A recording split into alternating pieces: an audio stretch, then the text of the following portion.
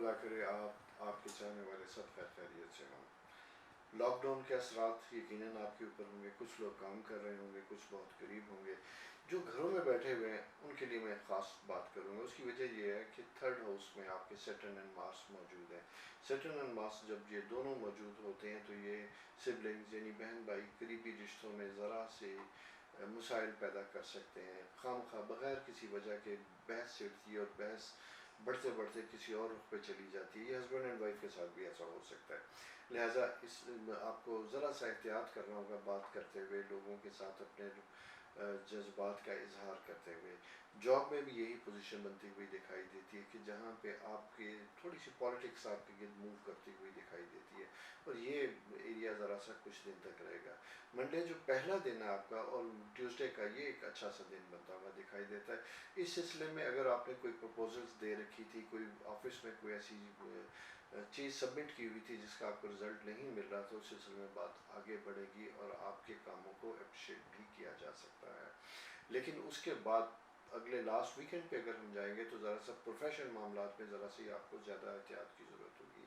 وہاں پہ اچانک کوئی ذمہ داری ایسی اٹھے گی یا کوئی پرانی رپورٹ یا کوئی پرانی ایسی بات سامنے آئے گی جو شاید آپ کے لیے پریشانی کا سبب بنے اور غیر متعلقہ افراد اس میں انوالو ہوں گے۔ اس سلسلے میں میں یہ کہوں گا کہ اگر کوئی ایسی بات ہوتی ہے اور ڈائریکٹلی وہ آپ کو افیکٹ کرتی ہے تو فوری طور پہ کوئی ریئیکشن کرنے کی بجائے پورے معاملے کو پہلے انڈرسٹینڈ کیجیے گا اور پھر کنسرن لوگوں سے اس کے بارے میں بات کیجیے گا۔ وینس آپ کے 7th ہاؤس میں بہت مزے کا سائن بنتا ہوا دکھائی دیتا ہے، فیملی ریلیشن شپ بہت اچھے بنتے ہوئے۔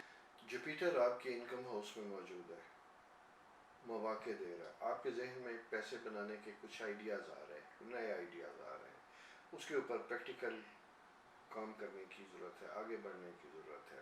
اس سلسلے میں اگر آپ ایک ایسا پروجیکٹ کر رہے ہیں جس میں کچھ اور لوگ بھی شامل ہیں تو ان کے ساتھ رابطہ کیا جا سکتا ہے، معاملات سیٹل کیے جا سکتے، ٹرمز اینڈ کنڈیشن طے کی جا سکتی ہیں۔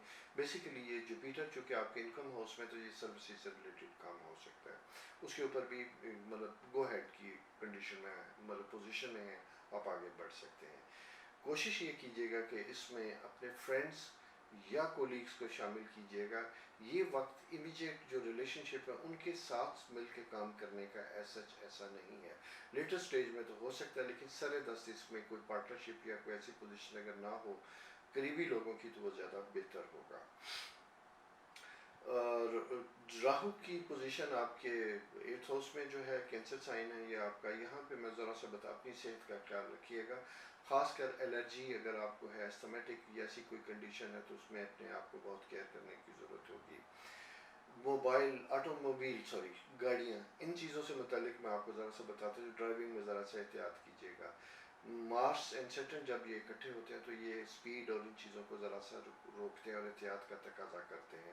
اپنے گھر والوں کا بھی خیال رکھیے گا، بچوں کی صحت سے متعلق بڑا کنسرن رہے گا، چھوٹے بچوں سے متعلق، لہٰذا اس سلسلے میں اگر آپ گھر سے دور ہیں تو بہتر ہوگا کہ اپنے گھر سے رابطے میں رہیے گا تاکہ خدا نخواستہ کسی ہیلپ یا کسی قسم کی ضرورت کی شکل میں آپ موجود ہوں یا کوآرڈینیٹ کر سکیں فیملی کو کہ کس طرح کی چیزوں کو ٹیکل کرنا ہے۔ یہ ہے 6th ہاؤس میں مارس اینڈ سن اینڈ آپ کی جو مرکری موجود ہے، یہ ایک ایسا سا وقت ہوتا ہے جہاں ہم کہتے ہیں کہ اگر آپ بولیں گے، پریزنٹ کریں گے، کام کریں گے تو اس کا اجر آپ کو ملے گا، اس کا ریوارڈ آپ کو ملے گا۔